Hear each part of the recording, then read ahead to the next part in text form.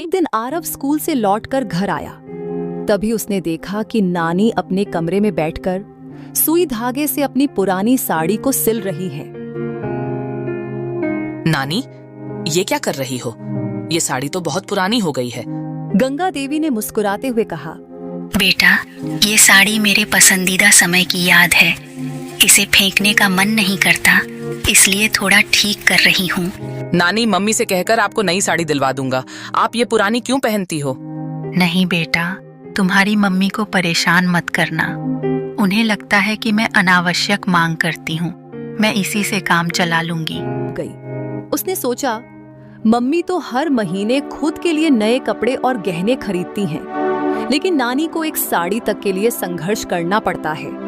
अगले दिन आरव ने अपने पापा निखिल से कहा, पापा, क्या आप नानी के लिए एक नई साड़ी ला सकते हैं? वो अपनी पुरानी साड़ी को बार बार सिलती रहती है।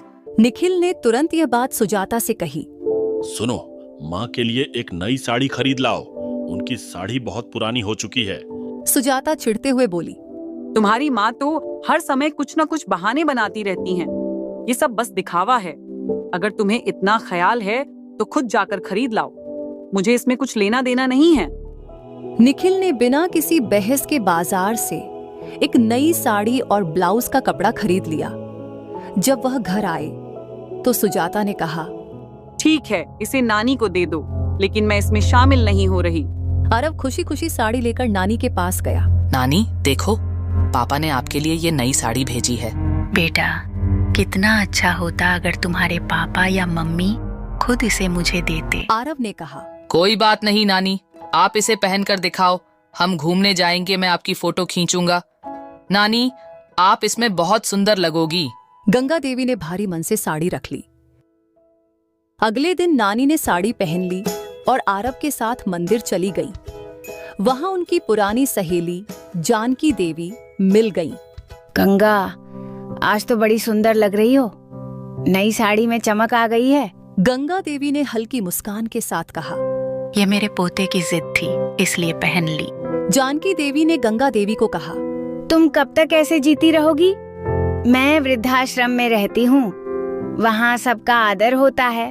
वहाँ चलो, तुम्हें भी चैन मिलेगा। गंगा देवी ने चौंक कर कहा, क्या वहाँ मेरे लिए जगह होगी? जानकी ने आश्वासन दिया। हाँ, क्यों नहीं, मैं बात कर लूंगी। तुम्हें बस हाँ करनी है। गंगा देवी ने रात भर इस बारे में सोचा। अगले दिन सुबह उन्होंने सुजाता से कहा, मैंने वृद्धाश्रम में रहने का फैसला किया है। मैं किसी को परेशान करना नहीं चाहती। आप वृद्धाश्रम में जाकर आराम से रह लोगी। लोग तो हमें ताने मारेंगे ना। आपको जो सही लगे कर लीजिए, हमें कोई फर्क नहीं पड़ता। गंगा देवी ने अपने पुराने सामान को समेटा और वृद्धाश्रम चली गई। जब आरव स्कूल से घर आया और उसने देखा कि नानी का कमरा खाली है, तो उसने मम्मी से पूछा, नानी कहाँ है?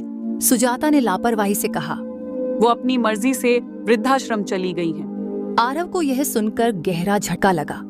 उसने खाना छोड़ दिया और खेलने भी नहीं गया। कुछ दिनों बाद उसने अपने पापा से कहा, पापा, मुझे नानी से मिलने जाना है। निखिल और सुजाता आरव को लेकर वृद्धाश्रम गए। वहां गंगा देवी अपने कमरे में बैठी थी। जैसे ही आरव ने उन्हें देखा, वह दौड़कर उनके गले लग गया। आरव ने वृद्धाश्रम के मैनेजर से कहा, क्या मैं यहाँ अपनी नानी के साथ रह सकता हूँ? मैनेजर ने कहा, नहीं बेटा, यहाँ केवल वही लोग रहते हैं जिन्हें उनके घर वालों ने छोड़ दिया हो। आरव ने गुस्से से कहा, तो फिर मेरे मम्मी पापा को यहाँ रख लीजिए। मैं अपनी नानी को अपने साथ ले जाऊंगा। ये लोग नानी का ध्यान नहीं रखते। बड़े होकर मैं इन्हें घर से निकाल दूंगा। निखिल और सुजाता सन्न रह गए। उनकी आंखों में आंसू थे। उन्होंने गंगा देवी से माफी मांगी और उन्हें वापस घर ले जाने का अनुरोध किया। गंगा देवी अपने घर लौट आईं। सुजाता ने उन्हें कहा, नानी जी, हमें माफ कीजिए, हमसे बहुत बड़ी भूल हो गई। आज से आपकी पूरी देखभाल में मन से करूंगी। आरव ने देखा नानी और मम्मी पापा के बीच का प्यार देखकर घर में एक नया माहौल बन गया। यह कहानी बताती है कि बुजुर्गों की भावनाओं का सम्मान करना कितना जरूरी है। बच्चे जिनकी सोच मासूम और ईमानदार होती है, अक्सर बड़े बड़े सबक सिखा देते हैं। Thanks for watching. दोस्तों, आपको ये कहानी कैसी लगी?